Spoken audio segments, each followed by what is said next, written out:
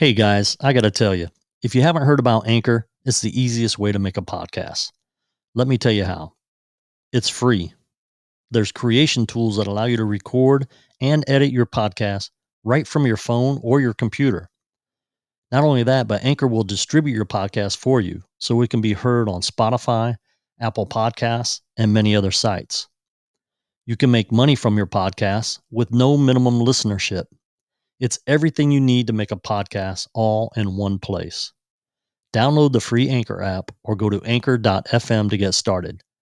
That's ANCHOR.FM.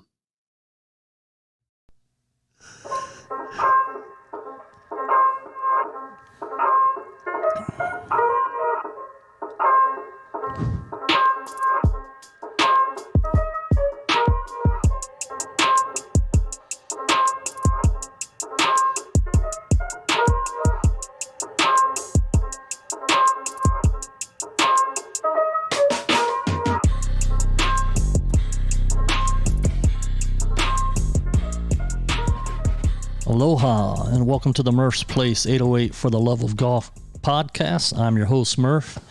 Today we have a special guest in the studio today, Mr. Tommy Hollenbeck.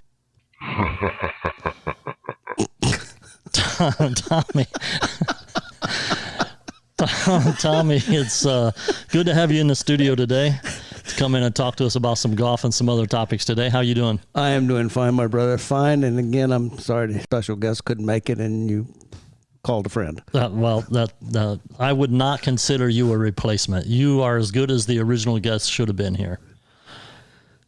Thank you, Murph. Yeah, you're welcome. I feel the tenderness and friendship and bonding.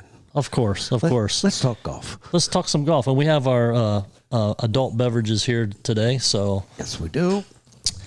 So obviously on this podcast, Tommy, we talk about golf and some issues surrounding golf. So let's talk about yourself. How did you get into golf? Well, I got into golf by my father-in-law introduced me to the game of golf. I'd just come home from the Marine Corps. My fiance was living in Austin, Texas. It turned out that her father's closest friend, one of his closest friends, was a guy named Charlie Crenshaw. They invited me out to Country Club of Austin, which is now Austin Country Club, to play a round of golf with them. I'd never played before. And rounding out our little group was Charlie's son, Ben, and his friend, Tom Kite, who were just out of high school and going to the University of Texas. So my original game of golf was with two of the most renowned players in golf history today. And I fell in love with the game. I just, couldn't play it worth a damn, but loved it. And so I've been playing it ever since. And what year was that? When did you start? 71. 71. Mm-hmm. Wow. Yeah. Kind of old. 71. 71 and you just got out of the Marine Corps. Yeah. 71, I was in kindergarten. Yeah, it's and a lot of people forget back then, because scorecards then were on tablets. You had to know your Roman numerals. A long time ago, and I enjoyed it immensely. And I think like most guys pick up the game, if you were an athlete and in high school, you played baseball, you played whatever you played. Right. Sticking a ball, you played with it, right? Yeah. And so how difficult can golf really be? And so you start playing it and you start aiming 5 miles to the left so it'll land on the right. Or you aim to the right 5 miles so it lands on the left, and you have absolutely no idea what the ball is doing and why it's doing or how to make it do something different. Right. And so you go through, 5, 10, 15 years of playing golf and never wondering why you don't get any better. And until you make that commitment that, hey, I'm going to take some lessons, I'm going to read, I'm going to practice, then voila, you get better. Yeah. So did you, speaking of practicing and getting better, I talked about this in one of my earlier podcasts about that I never really had any formal lessons. I never took any lessons from a pro. All the lessons I got were through Golf Magazine and Golf Digest. And then when I would go out to the range and work on those things that I read about. Have you ever had lessons from pros? Did you ever take any lessons from pros, or? I could probably buy a small country with the amount of money I spent on lessons. And I've taken lessons from some of the great teachers. I've taken a lesson from a couple lessons from Harvey Penick when he was live in Austin, and then from Eddie Marin's Bel Air Country Club in L.A. and who I'll never forget kept on saying, "You swing the handle, not the club," And but the problem with me in lessons, I'm a visual kind of person, and it made it very difficult for me to visualize what they were trying to tell me to do because I couldn't see what I was doing. I mean, and the more of a gifted athlete you are, the easier it is to, I think, get to the game of golf. But when you're an average or below average athlete like myself, it's a little bit more difficult. And it wasn't until I got to Golf Tech where I could see what they were telling me I needed to do or what I was doing wrong or more importantly, what I was doing right, that I started getting better. And it took me, Jason Digert at Golf Tech here in Honolulu, took me from your basic 24, 23 handicap down to an 11.3 index. And then, of course, I had shoulder surgery, and now we're in a rebuilding stage. And then, of course, got the corona, so you're not in the practice stage. So it's been a struggle, but, I got nothing better to do. Yeah. So what do you think? What were you shooting when you first started playing golf? What was your average score? Probably 95 to 105. Okay. So, and what do you think? Did you establish a handicap at that time when you first started playing? Sure. What was your handicap when you first started? 23, 24, right in there. So, and how long ago do you think that was? Not back to 71, probably, right? No. When I was over, let's see, we've been in Hawaii now 14 years, and when I was over on the Big Island playing, my index was, 18 or something like that. And then I told the guys I was going to go down to a 10 before the end of the year and bet everybody $100 I could do it. I lost a lot of money then. Because that 10 never materialized. But we got close, right? And I think I get it down to a 13 and then finally to an 11 over here. And I think I would have stayed at that 13, 14, whatever it might have been, had it not been for Golf Tech. But Golf Tech turned my game around almost overnight. Yeah. What's your best golf story? My best golf story. Well, I think one of the better golf stories was what I call our Dallas trip. And what we did is my best friend, another friend, all met in Dallas, and we played Preston Trails Country Club. We played Brook Hollow. We played Dallas National. Dallas National is Texas version of Augusta National. Preston Trails is where they used to play the Byron Nelson. And when the PGA said you had to allow women into their clubhouse, they said no. That's when they moved it to Las Colinas. And then Brook Hollow is another exclusive private club. And Preston Trails was our favorite because it was men only and no tennis and no swimming pool and no women.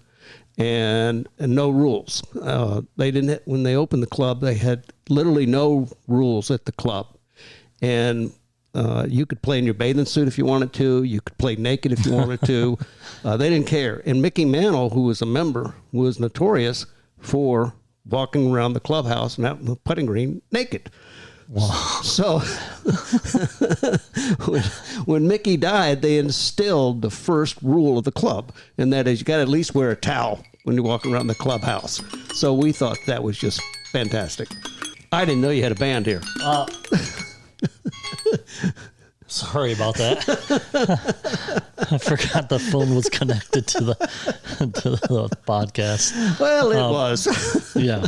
So, anyhow, back to your story about Mickey Mantle. I remember you telling me a story, something about somebody used to sign a baseball when you lost a bet. What was that story? Well, the deal with Mickey was if he, you bet him on the golf course and he lost, he would give you a baseball sign that said, "Fuck you, I ain't paying, Mickey Mantle." And obviously that's where you got the I'm not paying thing when we have bets when we play. Absolutely. And I gotta tell for all the 36 listeners you have out there,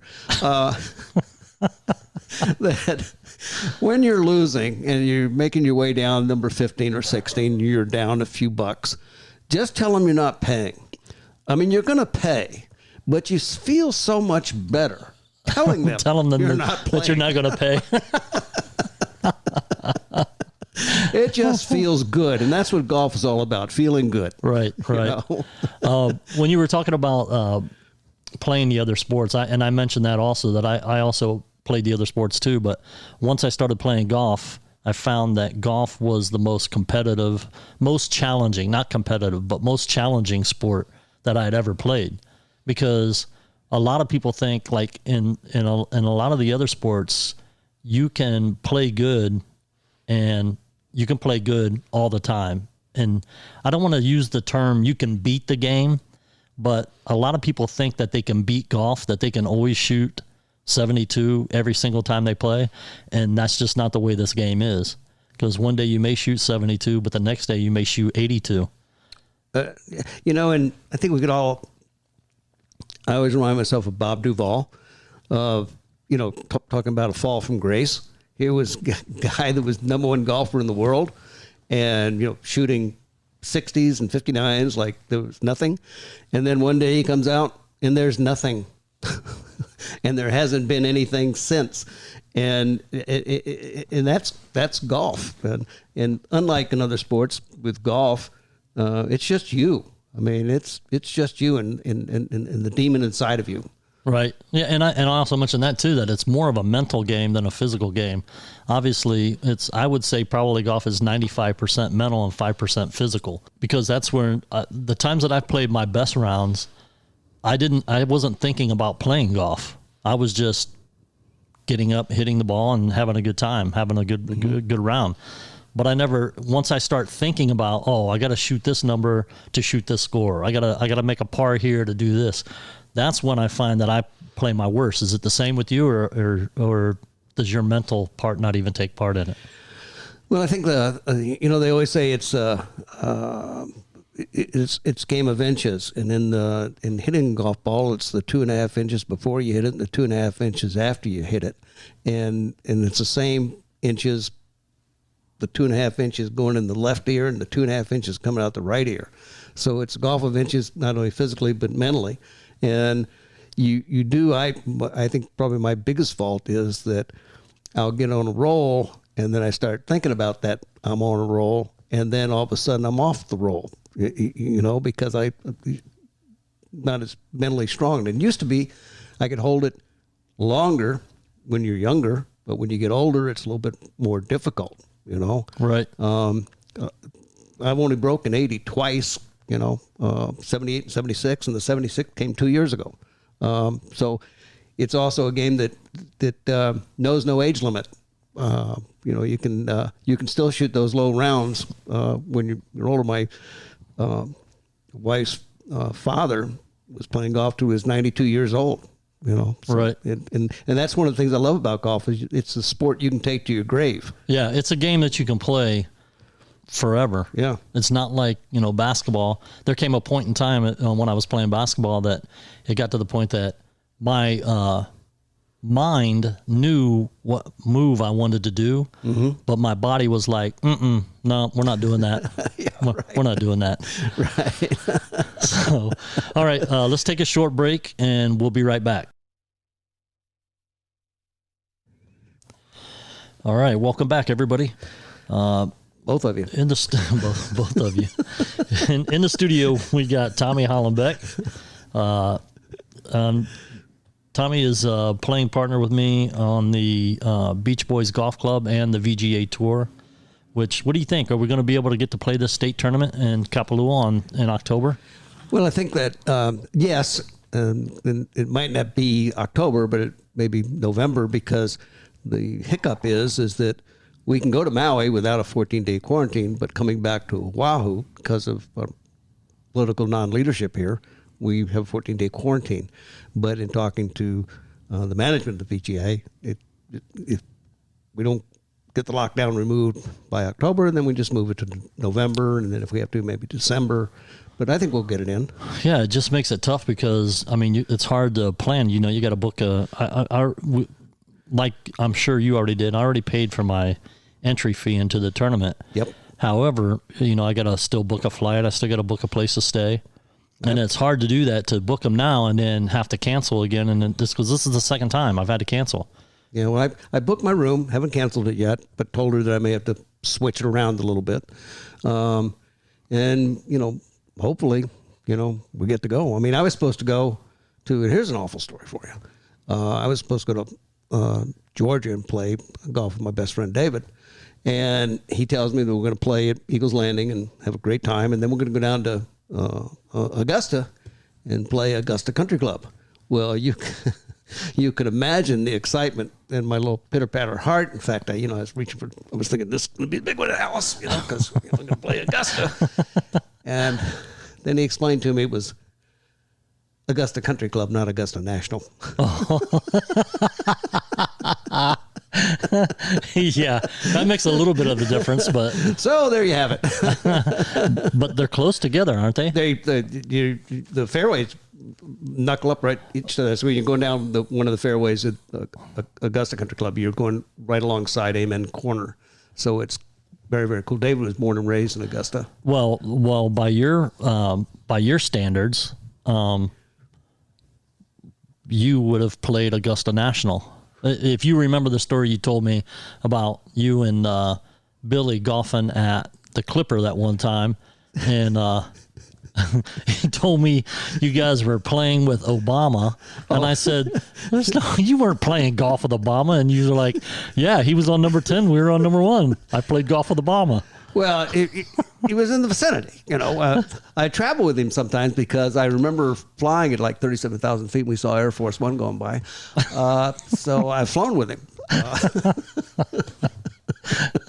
That's all. Okay. Well, by your standards, then we also had drinks with Kenny G. Absolutely, we had Kenny G and a fine young man.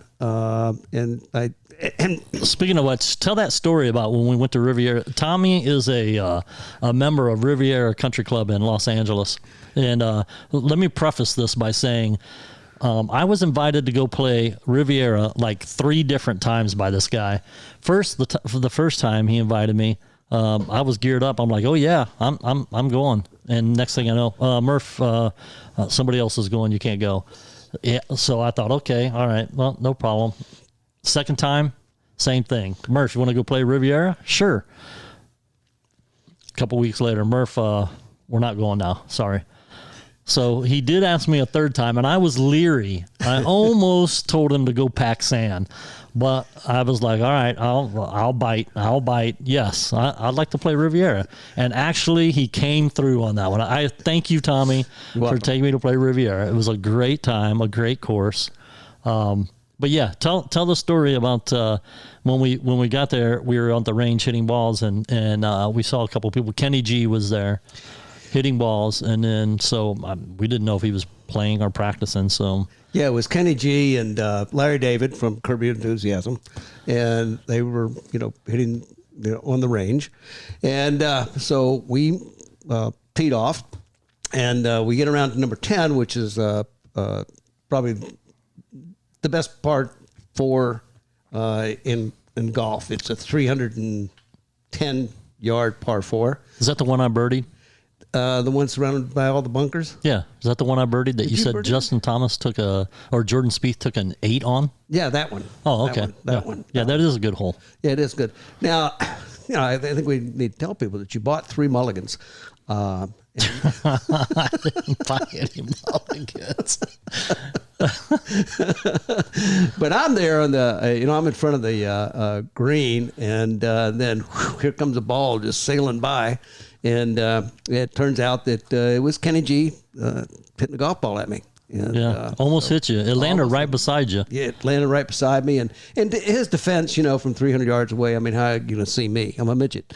Yeah, you are kind of short. Yeah, we were actually going to name this podcast today the Murph and Smurf Show. The only problem being you're not blue. You're about as tall as a Smurf, but you're not blue. But if you keep having some more of those adult beverages, you might turn blue. I might, and sometimes during my golf game I turn blue because I'm very sad. You know something I noticed about you though, Tommy, is in I used to have a problem when I used to golf, and I still see it, not from myself today as much, but I see it from other golfers, that they get really, really mad and can't let a bad shot go. They'll hold on to it and they'll be mad about it even on the next hole. I found, and I used to be that guy, throw clubs, be pissed for the next 2 or 3 holes, and all it did was make me play worse. I noticed that about you, that when you hit a bad shot, it's not a matter of getting mad anymore. You kind of make a little joke about your anger management classes paying off. So, but yeah, if there's another tip that I give people about playing golf is it's fine to get mad about a bad shot that you hit, because we're all not perfect. And here's another thing that, speaking about perfect shots, you get some people, they'll watch golf on TV and they'll see these guys hit these amazing shots, and it seems like they never hit a bad shot. Well, that's not true, because working with the Golf Channel guys over at the Sony Open, and also at the Lotte here for the LPGA, knowing the ins and outs about when the director wants guys to call in, oh, hey, this guy is putting for eagle, or this guy hit this shot. They don't always show all the bad shots not that they hit a lot. They don't hit a lot of bad shots, but they do on occasion hit bad shots. I've seen Tiger hit a shot and I've go, hey, I've hit that shot before. I can do that. Mm-hmm. So knowing that the majority of shots that you're being seen on TV or being shown on TV are the good ones, because the director is showing those shots. They have spotters out there, and they call in on the radio, hey, this guy's getting ready to putt for eagle. So they'll cut to him and show the putt. But you just gotta, if you hit a bad shot, it's fine to be mad about it, say a bad word every now and then, which I do, but I don't keep it inside and keep it, making me mad for the rest of the round, because all you do is end up playing worse. Have you found that in your golf game? Well, I don't think, I used to in the olden days. I think, and I think when you're younger, you have a tendency more to be more emotional about your disappointing shots. We all have friends out here that, they're pretty hard on themselves when something happens. And I'm not so much like that. I mean, when I make the light about my anger management class are paying off, that's a release for me, and I try to have that's kind of like you saying the F word. Right. Being mad about the shot. That's your release. Instead of being mad about it, you say that instead. Right. And just kind of get it out. Or, you come to a point like yesterday we were playing, it was about first time we've been out there in 3 weeks, right? So I'm going to complain about anything. I mean, I could have hit 50 balls out of bounds and I would have still been happy. Yeah. That was nice getting out yesterday and getting to play. Right. Well, however, we had to go to the military course to do that. Right. Because they're under federal guidelines and not state. So. Right. But so, when I made, I made some shots and I was just, made some shots. And then, as it came around, the golf game, comes around. Yesterday, and another thing about the golf game is if you're doing something, you're doing it inside. I'm going to try to do that. Like I said yesterday, I was on number 9, and I said, okay, I want to hit this cut around to the green because I got this stupid tree growing here, and I got to go around it, right? So I tried to remember everything that I had read about cutting a shot, and I executed it. And I was just, hell yeah, right? Hell yeah, Now, I'm the only one that knows that I did that, right? Because you're not talking to a caddy, wasn't talking to any of you guys. Right. And that's one of the rewards of golf, is that, you say you're going to do something, come around and do it, and voila, you do it. When I drained that one putt to beat you on that hole. Oh, okay, hold on. Let's not get all excited. Yes, you did drain that putt to beat me on the hole, but I had to give you a stroke on that hole. But you had a 4 and you had a 5. I had a 4. Oh, okay. You did beat me out right on that hole. Yes, that's I right. did. Yes, I did. Okay, I stand corrected. Which is why it made that putt so much more important. Yeah. But I mean, it's just part of the game. And the other thing that I think about the game is the little things of excitement that happen to your game. And I'll tell you one of my favorite golf stories, if you will. We're in at Eagles Landing Country Club in Georgia. And on the course, or at the course, at the clubhouse, was a hotel. And these guests would occasionally come and then walk around the golf course, like on the cart paths, that were paved, like it was a city park. And number 9, you come up number 9, and the cart path is over to the left, and then swamp and jungle and snakes and raccoons are over on the right. Bill Cantrell is up on the tee box. He's a captain at the time for Delta Airlines. Really good stick. And getting ready to hit, and we noticed jogging down the cart path, some lady, jogging along, little headsets on, not paying attention to the world. No, I don't think she had a headset on. And too long ago, she didn't have a headset on. And so she's jogging down the path. And Bill hits his drive, and it flares out to the right into the jungle. And Bill yells, "Get down, bitch!" At which time the girl takes a head dive into the cart path.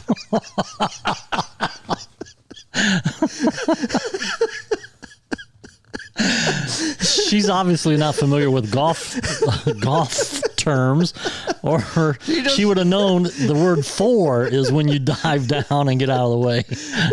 Well, that's what Bill said, and then what she did, and rather than render aid, we're all falling all over ourselves on the tee box laughing. That's good. That is a good one. And I know you're famous for driving away and your bag falling off your cart, which is a common prank that a lot of people play. And no, that's not me pranking you. That's your mental capabilities forgetting to restrap your bag up after you unstrap it to get something out of one of your pockets. I got the same problem with my zipper. Yeah. Well, have you ever pulled any good golf pranks on any guys? I think, and this is one that all guys out there should remember and think about, and who they could prank. Maybe 3 years ago, called a buddy of mine, Howard Kent, who was the mixologist over at King's Course in Waikoloa. And I call Howard, and we're good golf buddies, and I say, "Hey, buddy, got a hell of a deal. Friend of mine's private jet, going to fly from Dallas to Augusta, go to the Masters, come back. All we got to do is get our asses from Honolulu to Dallas, and everything's on the hotel, car rental, food, booze, private jet, Masters tickets, the whole thing. Are you in?" Let me call Camille. Let me find out. So, all right, I'll hold. So he runs. Camille says I can go. I said, "Great, we're on." He said, "Yeah, man, I can hardly wait." I said, "Great, April Fools." Oh man, did he want to kill you? Yeah. Yeah, no question about that. No question about that. But looking back on it, I'd do it again. Yeah. So I mentioned I missed out on $10,000 at Mililani Golf Course on the hole-in-one that I got. That was no longer on the hole that's worth $10,000. It's another hole. Right. I felt so bad for you. Yeah, I'm sure you did. Well, what you felt bad was that I wasn't going to have that money to buy you some adult beverages. Exactly. That too. Yeah. Because I was thinking the Korean bar too. Yeah, well, that can get expensive. I wouldn't know. Real expensive. I've heard stories. But have you had any hole-in-ones? I'm proud to say I've had 3 hole-in-ones, all in the last 4 years. And I've had one at Riviera at number 16. I had number 8 at Horseshoe Bay in Horseshoe Bay, Texas. And I had one at Waikoloa Village, number 4 there. And never once has I seen the ball go in the hole, because at number 16 Riviera, it's a bowl type setup green, and if the pin's in a certain spot, you just can't see it. And that was the first one. Second one was Horseshoe Bay, and playing with a buddy of mine, Marcus Watts. And it's an elevated par 3, so, you hit up to the top of it and you can't see it and all of that. And then at Waikoloa Village, and which I'm probably the most proud of, again, it was tucked behind a little mound. You couldn't see it go in. But if it hadn't been for the par 3 at Waikoloa, or the hole in one at Waikoloa Village, I wouldn't have broken 130 that day. So that was a pivotal hole in one. Yeah. Yeah. So there's a question that people pose a lot in reference to hole in ones. Do you think a hole in one is more luck or skill? I think it can be a combination, and it can be either one. And by that I mean, you can hit the ball left of the pin, and it hits a tree and bounces back on the green and rolls in the deal, and that is just pure luck. No question about it.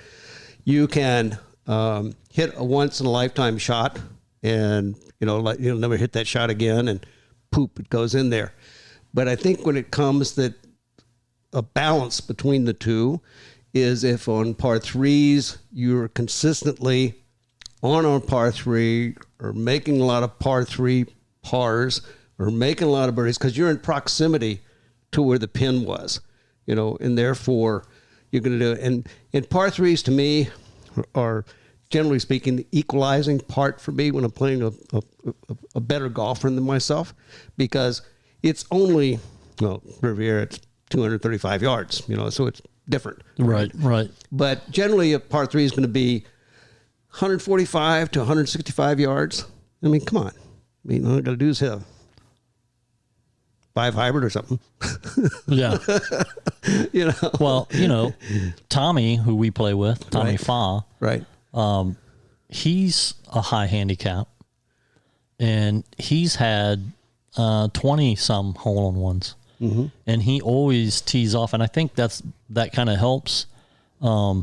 He's always teeing off with a wood, whether it's a 5 wood, a 7 wood, whatever. On every par 3, that's what he uses.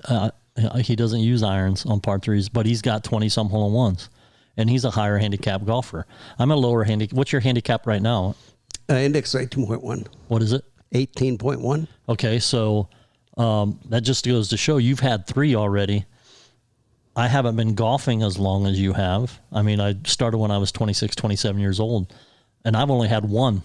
I've been close a lot of times. I mean, on the edge of the cup, right. I mean, an inch or 2 away.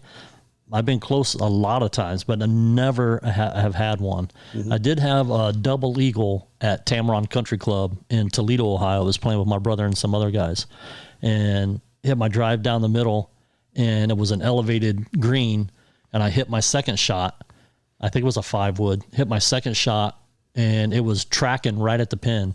And I was telling those guys, I'm like, oh, that should be pretty good. But we couldn't see it because we just saw the top of the flag.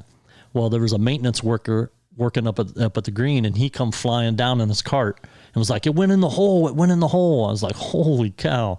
So I've had a double eagle. Which is an albatross. Which is rarer than a hole in one. Oh, yeah. Well, yeah. You think? Yeah. So I've had one of those. Have you had any of those? I was out boating, and we didn't mean to hit the bird. Hey, but it's pretty cool going to Turtle Bay and playing the Palmer course, because there's nesting sites right there on that one, right after that, at that par 3, when you go to that par 3. 18, 17, 16, 15. I think it's like 15. 15? Yeah. Yeah, and they usually have it roped off. Right. And you'll see some baby ones, baby albatross. I think that's the first time that particular round that you and I played out there was the first time I took some serious money from you. Yeah. I'm going to blame that on my partner. Well, needless the fact that I did shoot 80 at you. And it took you a 50-foot putt that somehow you made. I don't know how it even went in the hole. Drugs. to win on that hole, and I missed that birdie putt to tie. Actually, if you'd have made your putt, the eagle putt, you'd have won. You made your birdie putt. I made my birdie putt, and we tied. Right, correct. Right. You're right, yeah. Right, and I had to make a birdie because I was supposed to get a stroke on that hole, if you remember. You did get it. What do you mean you did get a stroke? You took it away. If we doubled the bet, which we did, I had to play without a stroke. Oh, okay. That's right. I forgot. Yeah. I did take that stroke away if you doubled the bet. Because I was trying to get more of your money. How'd that work out? It didn't work out good. I ended up losing. That kind of sucked. Oh, this is too fun. What's the lowest round of golf you ever shot? 76. Nice. And the first time I broke 80 was 78. And that was at Eagles Landing, which was a really sad story for some people, but it was pretty happy for me. Me and my buddy, at the time my handicap was 18, so I was getting my 18 shots, and away we go. And somehow we come around the front nine, and I'm even par coming to number 9, and I double bogey it. But needless to say, we're well ahead of the game in the money. And, of course, everybody's waiting for the moment for the real Tommy to show up and to collapse and collect all the money. So we up the bet going to the backside. Somehow we go around the backside. We get to 18, and I'm even par again. And this is with no strokes. This is just net. And you mean gross? Yeah, gross. Gross, yeah. No strokes. Yeah, I'm so used to being net, but it's just gross. So I'm sitting there, and I'm thinking, well, all you got to do is par this hole, and it's par 5, and you shoot 74 because you're just 2 over, right? That's what he told you. No, that's what I... Oh, that's what you were thinking. And that's the dreaded kiss of death when you do that. Yep. So par 5, I take it a 9, and shoot 78. I know. That's why I'm saying. That's why this game is so damn mental. I mean, I could be having a good round, and I make the mistake of, all right, well, shoot, I'm 3 under. If I just par this hole, I'll be 2 under for the round. Right. And then I end up bogeying it or double bogeying it. Right. I mean, it's mental, totally mental. It gets you. It gets you. So why do you think golf is the number one sport? I would, in my opinion, it's the number one sport. I mean, like you mentioned before, you're out there by yourself. Nobody to count on but yourself. There's no referees. You got to call the penalty on yourself, which cost me a club championship back on the mainland when I was playing the club championship at Lost Creek Country Club. I went to putt my ball, and I took my stance and put my putter behind my ball. As I did that, the ball rolled forward a little bit, not much, just a little bit, and I backed off the ball, and I was like, oh, Jesus. And the guy that I was playing was at the other end of the green, down at the front of the green, and he's like, what happened? Did a bug get on your ball or something? Like, no, the ball moved. So I had to call that penalty on myself. I didn't have to say anything, but that's what I love about this sport. You got to have integrity. You got to make those calls, even when it's not in your favor, to call that penalty on yourself. So that's what I like about it is I'm not relying on anybody else. I'm relying on myself, and I have the integrity to call a penalty on myself even if it's going to cost me the match or money for that matter. Right. Why do you think golf is number one? Well, when I look back on it, golf was a business decision for me. In that, I'm thinking to myself, when in the early 70s, there was tennis, there was golf, there was a racquetball craze. I played a lot of handball, I played a lot of racquetball. And in business, you're trying to figure out, okay, what can I do to do with customers and clients and things like that? And so I analyzed them both. And McEnroe was a big guy with tennis at the time, and him and Jimmy Connors. And if you know, they're like spoiled brats out there. They're particularly McEnroe. I mean, it was like, Jesus Christ, man. And I thought to myself, okay, in tennis, it appears to be a lot of arguing. Was it in? Was it out? Did it hit the net? A lot of things I didn't know the game, but I mean, it just seemed a lot of bickering. So I thought to myself, well, I don't need to do that with a client, whether his ball went in or went out and whatever, and lose a client. But in golf, the better you are, the more your client loves you, and you can beat him like a drum. And he didn't, he's proud of you. He wants to bring you back and show him off to your friends and all like that. So I said to myself, this could help my business, help me, and it's a lot of fun. So from a business decision, it's the right thing. From a fun decision, it's the right thing. And there's that old saying that they say sports builds character. I think golf shows character. And yeah, I would agree with that. And you see when you're out there, and some people that we play with, you think to yourself, I'm real glad I don't work for that guy. yeah, that's a fact. So to me, it's the perfect. And again, at the end of the day, I don't see a senior tennis circuit, a senior soccer circuit, a senior NFL, a senior NBA, a senior MLB. It's senior golf. They used to even have super seniors, right? Right. And so it's for the love of the game. Yeah. I can't wait till I get to the age that I can actually shoot my age. I was close. That was my next question. Have you ever shot your age? No. 76 is the lowest, and I've got a little ways to go there. Oh, well, you're only one stroke off. It's not my age, it's the mileage. Yeah. All right, let's take a break, and we'll be right back after this. This podcast is brought to you by Smart Boy Studios, the best studio and artist collective out of the state of Ohio. Smart Boy Studios provides recording, mixing, and mastering services, as well as any other audio post-production you need. Whether you're looking to put out a new single, put together an audio book for your bestseller, or make your podcast the best it can be, visit www.smartboystudios.com today. DeCasso, an artist on Smart Boy Entertainment, just dropped his new album, Suburban King, The Story of Westerly Drive. Available on all streaming platforms now. Physical copies are also available on the Smart Boy Studios website. The album features Grammy-nominated writer Troy Hayes, music from all Smart Boy Entertainment producers, and some of the best vocal talent from the Midwest. Suburban King tells the story of DeCasso's youth, moving from the inner city to a suburban neighborhood, and the trials and tribulations of adolescence, racism, and adapting to a new environment. Search DeCasso, that's DCASSO, on your favorite streaming platform, or visit www.smartboystudios.com to check it out. If you'd like to support Smart Boy Studios and their artists, visit threads.smartboystudios.com to check out their merch. They have hoodies, hats, shirts, and more. Welcome back, everybody. Both of you.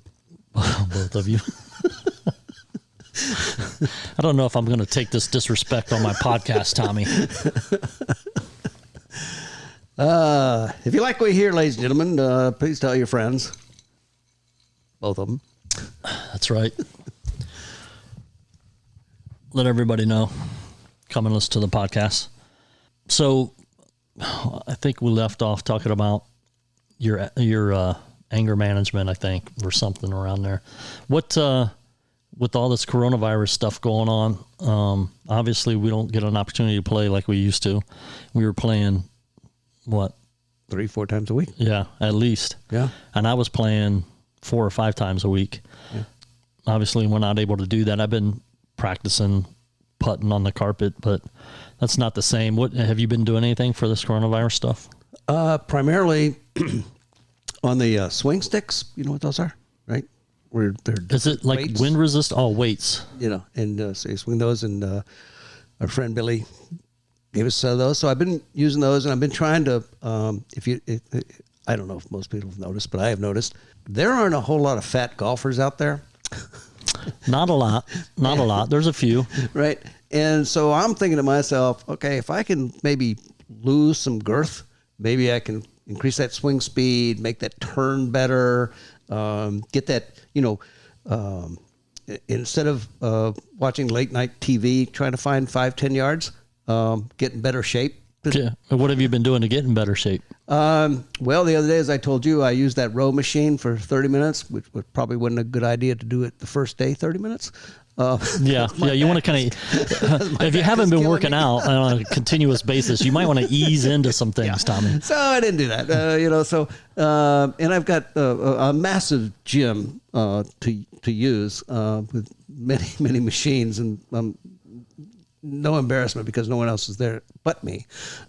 So that's what I've been trying to do, is just trying to, my goal is to lose the 10 pounds and see if I can, develop more club head speed to get that, because I think my friend Bob May was telling me for every 1 mile an hour, you get 4 yards, if I'm remembering correctly, something like that. Yeah. And 4 yards can make, 8 yards is a club, right? Right. So that's what I'm trying to get to. Okay. Yeah. Like I said, I haven't been doing a whole lot. With this coronavirus thing, it's really threw off my schedule. I'm not back to work yet. So that's what kind of spawned this podcast. Was one thing is not working my 2 other jobs. I haven't, I got thrown off my rhythm a little bit. I had a I don't want to say schedule, but I had a routine, that I was used to. Right. Well, and now with this, I sit around here and work on this kind of stuff and watch TV, and you just eat a lot. And so, well, I think, and to get thrown off your rhythm because you are Catholic, that's difficult. But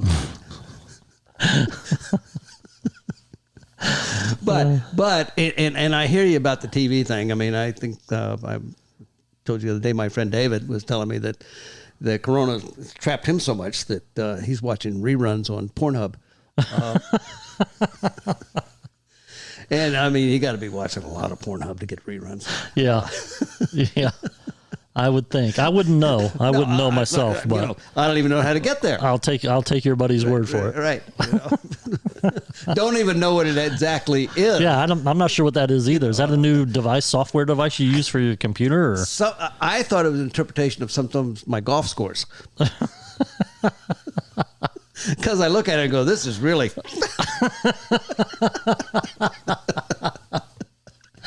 So good, I don't know, but I mean, the corona thing has changed all of our lives, right? And you can't, I mean, it's sort of like the old sayings that people go, at the end of the day, or the other side of the coin, or whatever. And, the new old saying is, I've never seen anything like this. Well, no shit. Yeah, yeah, right. The main, I guess the main problem I have with the way that our local government is handling the situation is that there are, my brother, they're all playing golf on the mainland. Right. Golf courses are not where these people are contracting the disease. No. It's a perfect place to be. You're outdoors. The UV light kills the stuff, for one. For two, everybody's taking their own cart. You're not riding with anybody. Right. And everybody's social distancing for the most part. It's not coming from golf courses, but our illustrious governor on this island decided that we're going to keep our golf courses closed, or our mayor, I should say. Right. There's no sense in it. None. He just recently opened up the beaches and the hiking trails, but you have to go by yourself. Correct. You can sit on the beach by yourself. Right. Or you can hike by yourself, have a mishap by yourself, and die by yourself. Yeah, you can't have somebody there to back you up. You're always told, and women swim with two, dive with two. Right. Women are not going to feel comfortable going on a trail hiking by themselves. No. I mean, I wouldn't allow, if I had a wife or a girlfriend, I wouldn't allow them to go by themselves to hike. And I think the other thing that they're missing is that no one can argue that suicides and domestic violence and other acts of aggression or frustration take place because of the quarantine. So if anything, you'd want to have something like golf where people are going outside, they're embracing Mother Nature, they're playing a sport, they're in the sunlight, they're conversing with other people. Nothing could be more healthy than to be on a golf course with other human beings versus stuck in your home by yourself. The common sense is just evaporated in the mayor's office. Yeah. It's just ridiculous. So I probably doubt that he is, but Mr. Mayor, if you're listening to this podcast, open the golf courses. Yeah, there's no reason for them to be closed. Exactly. They were open before. And none of the contact tracing or the positive results were coming from golf courses. They were coming from pockets on the island, like the west side, out in Waianae and other areas. They're not coming from people playing golf. No, and I think the other thing that, not that he's listening to this podcast, but if he was, open the golf courses. We may send it to him. But the other thing is that people that are making these life-altering decisions have paychecks. They're government employees. They're the mayor, the governor, the senators, the House of Representatives, city councilmen. None of them are missing a paycheck. None of them. But all their constituents are missing paychecks. We have 500,000 people in this state that depend on tourism. And yet our leadership is doing everything they possibly can to kill that industry. Yeah, everything. It's nuts. It's crazy. It's crazy. It's shameful. But yeah. Well, Tommy, hey, I enjoy talking to you. I love playing golf with you, obviously, other than having to give you a stroke a hole, even on par threes, which I think is ridiculous. By the way, people that are listening, if you can leave me a message, if you go to my Anchor site and leave me a message about how you feel about a person taking strokes on a par three, let me know what you feel about that, because my feelings, I've made them clear to Tommy. I think it's a little less masculine of him to take strokes on par threes. And he's even admitted that some of those par threes play 145 to 160 yards. There's no reason to get a stroke on that hole. But for some reason, because my handicap is low and his is high, I have to give him those strokes. That's ridiculous. But let me know what you guys think on the podcast. Leave us with one last word. I'm not even going to refer to what you're doing right there, because we both know, and there's some listeners out there listening that know what you mean by that. And you should be looking in the mirror when you're saying that little meow, because you are the one that are getting the strokes, not me. Well, I think that we should all remember that golf is very much like sex. And that is that you don't have to be very good at it to enjoy it. That is true. Let's end the podcast on that. Tommy, thank you very much for joining us today. Love you, brother. I love you, man. Thanks for doing this, and hopefully I'll have you back on again and talk some more golf. Ladies and gentlemen, if you enjoy this podcast and want to hear more, please send me a message, or if you have any questions or topics that you want us to discuss on the podcast, shoot me an email at murphsplace808@gmail.com, or you can go to my Anchor site and leave me a message there. I can actually incorporate some of those messages into the podcast. So if you want to leave me a message, a voice message or whatever, you can do that. If you want to support the podcast and bring more content, there's a tab there that you can click on to support the podcast. But I hope everybody has a great day. I appreciate everybody coming in and listening. And obviously you can listen to this podcast on the majority of the streaming sites. It's on Spotify, Google Podcasts, the Anchor site, and a whole lot more. I hope everybody has a great week, and I will see you next week.